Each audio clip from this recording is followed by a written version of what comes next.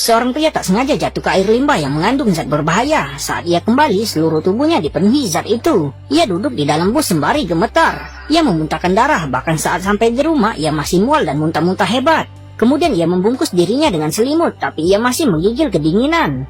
Tanpa ia sadari, hidupnya akan berubah karenanya. Ketika ia bangun keesokan harinya, semua masalahnya telah sirna. Bahkan Yaget pun terasa lebih enak dari sebelumnya. Setelah makan, ia mengikuti saudaranya ke lokasi konstruksi untuk mengambil upahnya. Tanpa diduga, ia ditembak oleh seorang perampok dan jatuh langsung dari lantai 14. Ia menghantam tanah dengan suara dentuman keras. Tanpa diduga, pria itu terbangun dan duduk. Setelah terbangun, ia sangat ketakutan sehingga ia pulang ke rumah mengobati lukanya lalu beristirahat untuk menenangkan diri. Tapi suara tetangganya yang sangat keras membuatnya kesal, jadi ia berdiri dan menghantamkan tinjunya ke pintu baja. Tanpa diduga, ia meninju pintu itu hingga tembus, mengejutkan wanita yang ada di luar. Mencoba memahami apa yang sedang terjadi, pria itu menepikan lemari pakaian dan dengan mudah mendorong lemari pakaian seberat ratusan kilogram. Hebatnya, pria itu berhasil mencapai radiator dan melepaskannya dengan sangat mudah. Bahkan ia membengkokkan radiator itu. Setelah melepaskan radiator, pria itu menyadari bahwa ia telah berubah. Ia mulai memikirkan rencana yang jahat, mendekati mesin ATM dan meninju mesin ATM itu. Dan akhirnya dengan mudah menariknya keluar dari dinding. Dengan uang itu, hal yang pertama dilakukan pria itu adalah mengisi kulkas dengan Yaget. Ketika ia mencoba mengganti perban lukanya, ia tidak menemukan bekasnya. Saat itulah pria itu menyadari bahwa ia telah berubah total. Ia merasakan gelombang energi yang sangat besar di dalam dirinya. Saat keluar, ia mendapati wanita itu ditawan oleh sekelompok preman. Ia yang tidak ingin ada keributan memutuskan untuk tidak terlibat. Wanita itu kemudian diseret masuk ke dalam rumah oleh para preman. Tepat saat mereka hendak melancarkan aksinya, sesosok misterius menerobos masuk melalui jendela. Pria gemuk itu langsung melayangkan pukulan, tapi pria misterius itu dengan mudah menangkapnya. Kemudian dengan sedikit dorongan, ia mengangkat pria seberat ratusan kilogram itu dengan mudah. Hal ini membuat para preman ketakutan. Ketakutan musuhnya melarikan diri. Pria misterius itu melepaskan topengnya. Demi keselamatan wanita itu, ia terpaksa membawanya pulang. Malam itu, ia menemukan selembar kertas di kotak kacamata wanita itu. Setelah membukanya, ia menemukan rencana perampokan preman yang menyekap wanita tadi. Keesokan harinya, saat preman dan anak buahnya bersiap untuk penyergapan, pria itu tiba-tiba muncul di jembatan layang.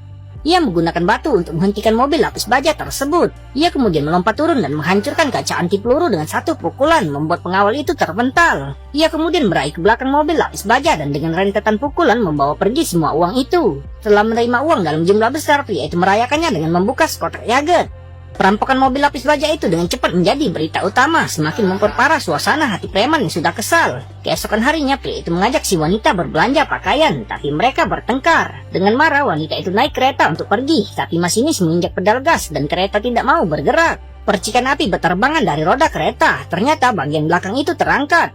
Ia kemudian kembali ke gerbong dan dengan sungguh-sungguh meminta maaf kepada wanita itu karena ia telah jatuh cinta padanya. Ia kemudian menggendongnya keluar, namun aksinya diabadikan oleh orang-orang yang lewat dan diunggah di media sosial. Preman itu kemudian melihat sosok misterius yang selama ini dicarinya. Marah, ia segera meraih senapan biusnya, siap membalaskan dendam. Merasa ada yang tidak beres, pria itu mengemasi barang-barangnya dan bersiap hendak pergi. Namun tepat saat memesan tiket pesawat, pria itu menendang pintu dan dengan ekspresi gembira di wajahnya menembak pria itu, membuatnya pingsan. Preman itu terbangun dan mendapati dirinya terikat. Preman yang sangat ingin tahu bagaimana pria itu bisa mendapatkan kekuatan super seperti itu. Namun pria itu dengan tegas menolak. Tanpa diduga, preman menculik si wanita dan mengancamnya. Tanpa pilihan lain, pria itu membawa preman ke perairan yang mengandung limbah nuklir dan menyuruhnya minum beberapa teguk. Preman itu tertegun, tapi tiba-tiba musuh-musuh preman itu menyusulnya. Ketakutan, preman mundur, menangkap si wanita dan mengancam mereka, tapi mereka melepaskan tembakan tanpa sepatah kata pun. Wanita itu juga tertembak secara tragis, tapi orang-orang lain yang masih marah menyerang dengan penyembur api. Akhirnya mereka melemparkan preman ke sungai dan pergi dengan puas meninggalkan pria yang patah hati memeluk si wanita. Tanpa diduga, keesokan harinya sebuah tangan tiba-tiba terulur. Ternyata preman tidak mati, tapi secara tidak terduga memperoleh kekuatan super. Ia kemudian memasang riasan mata smoky yang keren lalu pergi ke rumah saingannya.